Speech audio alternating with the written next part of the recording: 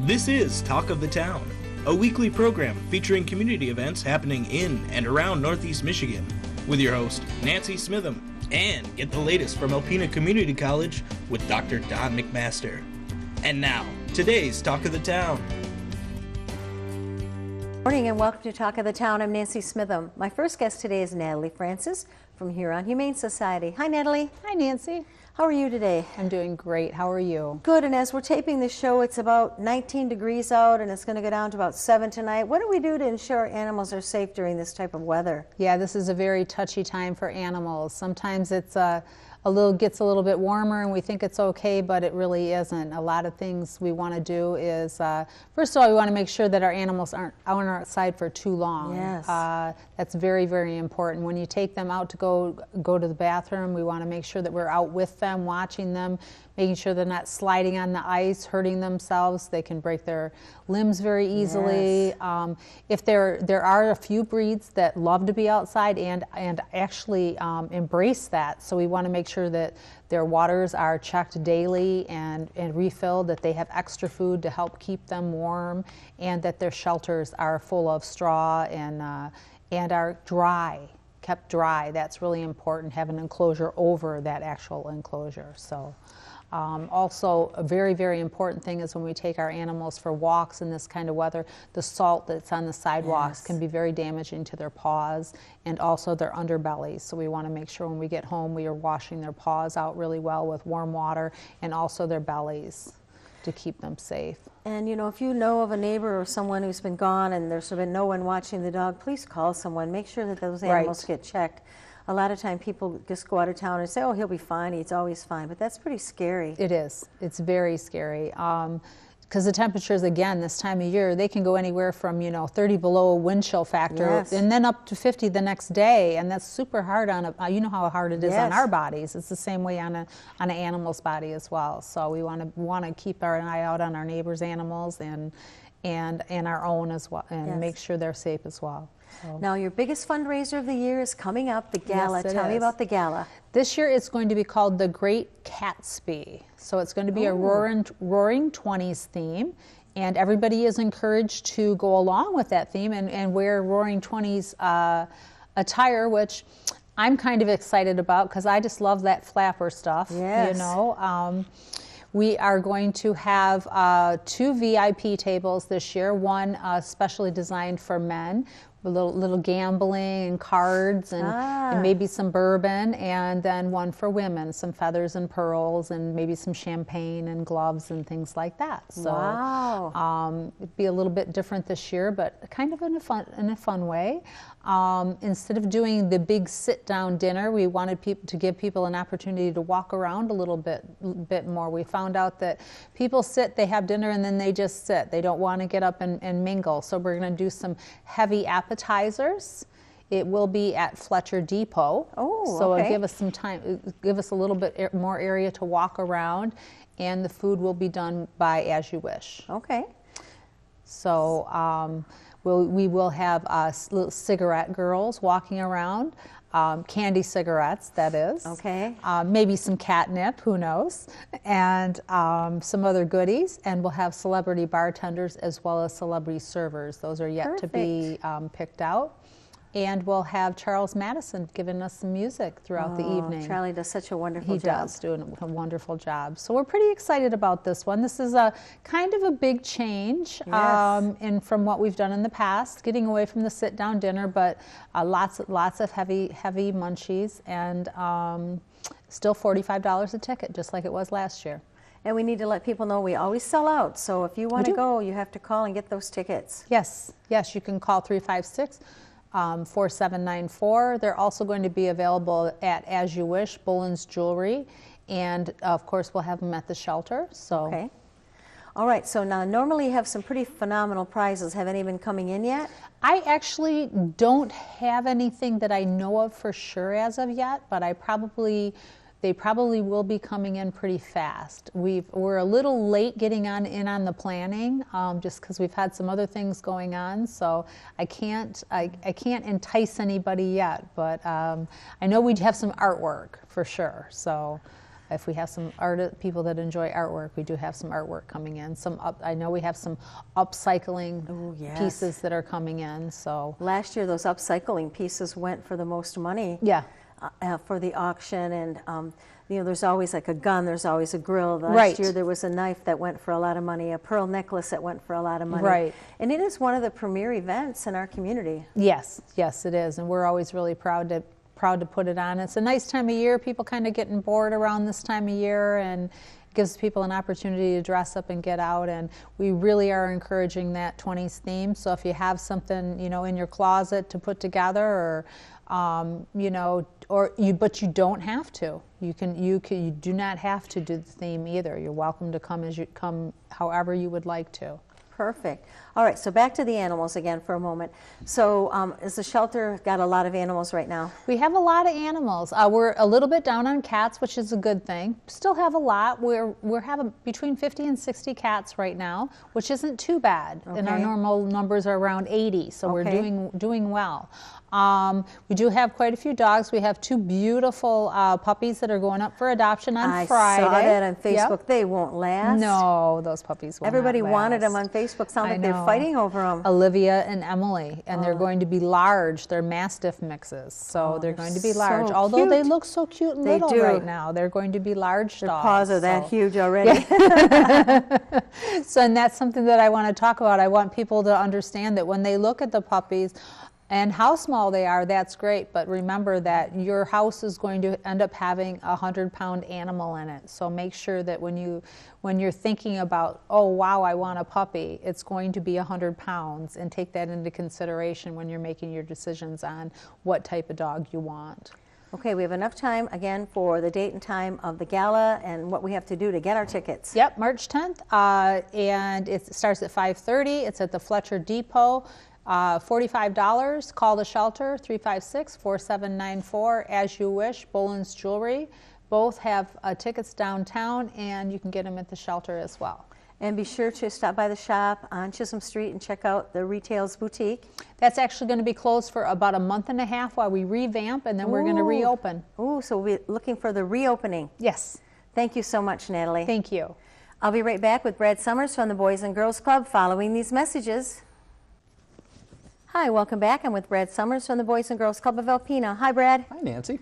So you had a wonderful year last year. More kids than ever went to the club, and more programming than ever, some really good staff training. So what's going to be new and exciting for the new year?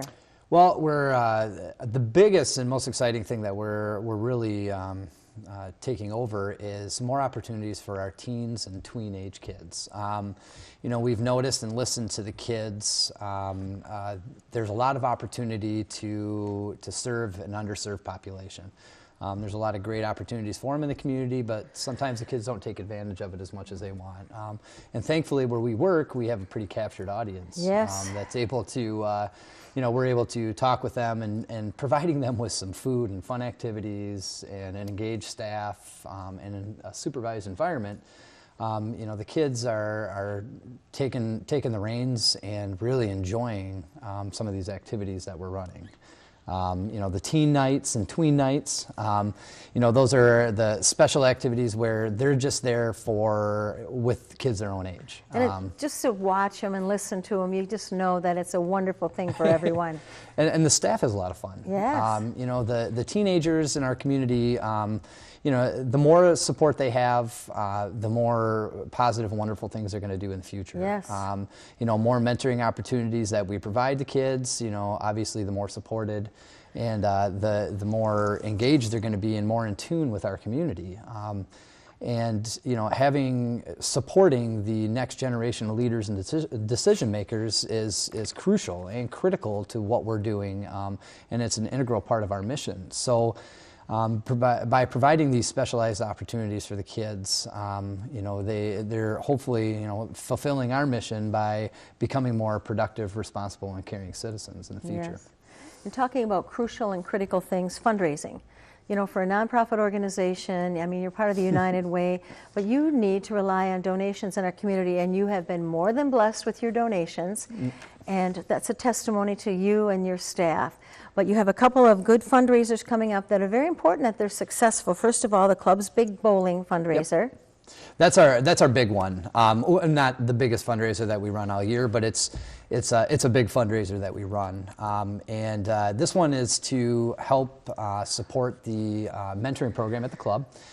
So the kids and mentors and community supporters and businesses and just anybody that wants to come down, help sponsor a team. We ask for sponsorships, which means that if you're a bank and you have a great team of people that you work with, maybe you get 4 or 5 people together, maybe ask some coworkers or people or friends and family, hey, for $1, we're going to be doing this night, and just collect some money for the kids. This helps with offsetting gas and transportation costs for the mentors, buys new supplies for the kids, buys, there's so many things that goes into a mentoring program, and it helps us support that program specifically. And it's a fun fundraiser. Yeah, this one's a lot of fun. They're all fun, but this one is very laid back, very, very informal. The adults can have an adult beverage, and the kids have, their kid beverages, and you're bowling. It's a fun activity. It's a fun family activity. Thunderbolt Lanes and the Snyders have been just wonderful to us over the past, 17 years running this fundraiser. They've done a great job with being very forthcoming and accommodating for us. Yes. If it wasn't for the relationship we have with them, this wouldn't be a success. And, if it wasn't for the great businesses out there and the great people that continue to every year step up to the plate and help us, the mentoring program would definitely be a lot more deficient. So thankfully we live in a supportive community, and mentoring services are something that people are very encouraged to support.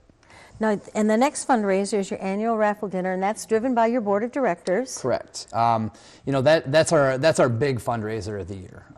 We've brought in some very good board members within the past 6 months that have really stepped up the game to do more for this. This event has so much potential, and it's grown so much over the years, but we could always be doing more. Yes. We're a nonprofit, but we're still we're a business. So we like to tweak what we can do things better, put ourselves in a strategic position to better serve more kids more often. And the May raffle dinner is a huge opportunity for people to support our organization, enjoy a good dinner. Bid on some silent auction raffle items. There's an open bar too. It's a lot of fun, and it's a good time. And we have some fun things that we're hoping to roll out this year that we're going to be discussing with the people in attendance. And it's like I said, the operational expenses of our organization, is supported by the community, and this is a community-based organization. We don't receive tens of thousands of dollars from the Boys and Girls Club National.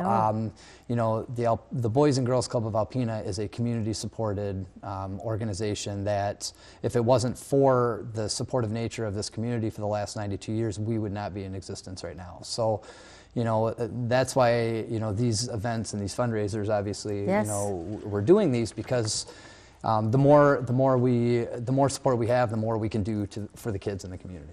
And this is an opportunity for people to win big cash prizes. Absolutely. The big cash prize, we're still tweaking it to see what we're going to do this year, if we're going to offer just one big one, or if we're going to offer a tiered prize package like we have in the past. But we also have some fun giveaways too for the first people out, and it's a really good time. It is. Now we have about 2 minutes left, so we want to mention the free meal program first of all. Yep, that's a big program that we run year-round. The kids can come during the school year and enjoy a free supper served at 4:30. You do not have to be a member of the Boys and Girls Club to enjoy this meal, but you do need to be 18 years or younger. Okay. You know, it's a hot, nutritious meal every day. The kids sit in a family-style dinner. We all sit around, we talk, converse, we have a good time. You know, so many times there are a lot of individuals and families and kids in this community that go without. You know, and it might not be because most of the time it's because of financial reasons. Right. And you know, for us to be able to step up and offer this program for kids that attend, or anybody in the community, 18 years and younger, that want to come in and take advantage of the free food program, they're able to. And it helps so many different facets of the family structure and the kids and just you know, eating together with people, that makes all the difference in the world. Well, kids need to eat. We all need to eat. Yes. So, you know, it's nice to be able to provide that. Okay, we're out of time. 3560214. If anyone has any questions, give you a call. Thank you so much. Thank you, Brad. Please stay tuned for Dr. Don McMaster following these messages. Greetings, everyone. Welcome to Talk of the Town. I'm Dr. Don McMaster, president of Alpena Community College, and I'm pleased to have as our guest this morning Nick Breggy, who's our director of facilities at ACC, a very important job at our college. Welcome. Thank you. So, Nick, you have done some great work on a project that we have at the college called the Center for Health Sciences and Student Success. Why don't you give the viewers a little bit of rundown on how that came to be? Sure. Yeah, we've been working closely with our architects over the last month or so, really nailing down what we want for a floor plan, an interior space design. And that's kind of the first step in developing the overall design. Right now we're focusing on making sure we have the nursing labs in the right places so that things flow well, and also make sure that we have enough classrooms and the right size of classrooms. Can I jump in? Sure. So this repurposing is with nursing is in Van Laer Hall. Yeah, it would be on the east wing, what's currently mostly classroom space, but the east wing of Van Laer Hall. And right now it's, as I mentioned, general classroom space, but we'll have advanced labs and basic nursing labs for that training for that program.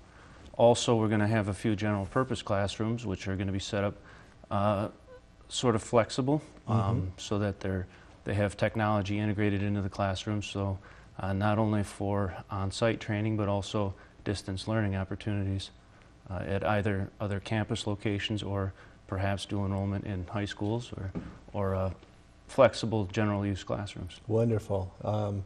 The idea of nursing, we can admit in LPN, which is a one-year program, certificate program, or registered nurse. At our end, we could admit 40 per year in each program. So it's one of our largest programs. Healthcare is a market, an application that's not going away. And I think there's some interesting technology pieces in the project as well. Could you speak to those? Sure. Yeah, the advanced labs for the nursing group are going to have simulators, sort of a mannequin, but more robotic and more interactive, so it simulates medical events, and the student then responds to the vital signs or the feedback from the simulator, and all of this is done in a room that mimics what would be in a healthcare facility. So it provides some real-life emergency scenarios without being in the scenario itself. So it's a practice opportunity for the student. And of course, all of this is then recorded and funneled into a technology room where they can review the steps that they took and learn from that opportunity, use that as a learning opportunity. So at the end of the wing, at the far east part of Van Laer Hall, is where this advanced lab setup would be. And there's about four mannequins that will all be controlled from a central location, and the students then work within the rooms and by themselves or side by side with an instructor to learn from those emergency situations. So. Wonderful. Well, You know, that's state-of-the-art technology and nursing programs. You and I have seen that. Speak, if you would, briefly to the groundwork that we've done to come up with this notion. Okay, so we visited a few different locations. One was Delta Community College, and the other was the simulation lab down at Mid-Michigan in Midland. And both recently built and state-of-the-art facilities, and we learned a lot from both locations on what went right, what works for these scenarios, and what we should consider when we go into the design of our simulation labs. Yes, very good. And then also some other components. We have a community space that people, I think, are going to like, and who have heard about it are excited about. Yeah, the center portion of Van Laer Hall, part of the major renovation will be to expand out of the river side of Van Laer. It's a great view, good piece of property, and this new design really takes advantage of the view out of the back. So there's going to be a high glass room that will be set up as kind of a commons area during the normal business hours of the college, but as needed can be closed off with glass partitions, and events can be held in this back space for the community or for the college. Yes, very exciting. And the look of Van Laer, people note, is, well, it's a 60-year-old building. So we have hopes to upgrade that. We have about a minute left. Could you speak to some of the current ideas that might make it look more appealing from Johnson Street? Sure. Yeah, the biggest, I think, dramatic change is going to be the glass. There are going to be new windows, more energy efficient, but also full height. And we're going to restore as much of the original block that we can through power washing and potentially applying a protective finish and stain, so that we can revitalize it and bring it back to an appealing color. It's faded over time, and so that's the first step, is just restoring it back to its original condition. The other part of the aesthetic upgrade will be the roof line. The main section will likely have dramatic changes to the roof line to make it more appealing from the front and from that rear view that we talked about in the community space. Wonderful. So in the time we have left, could you talk about our architects and our work with the construction manager, just briefly where we are? Yeah, as I said, we're finalizing the interior floor plans. We're very close in, and we're just getting to the point where we're separating our needs from our wants, and making sure that all the needs are covered and our wants are prioritized. And then it gets turned over to the construction manager for cost estimating, and we look at different options for finishes and design to make sure that we're within our budget. And very shortly we'll be preparing our submission to the state, to the DTMB, for our capital outlay 200, 300 level submission. Wonderful. A great amount of effort, very methodical but very quick and very detailed, and I appreciate your efforts, Nick, and we're looking forward to seeing this new improvement at Alpena Community College. Thank you, and thank you folks for watching Talk of the Town. We'll see you again next week. This has been Talk of the Town with your host, Nancy Smitham and Dr. Don McMaster. For a list of community events taking place in Northeast Michigan, please visit our website at wbkb11.com and click on our community link. This has been a Thunder Bay Broadcasting Corporation production.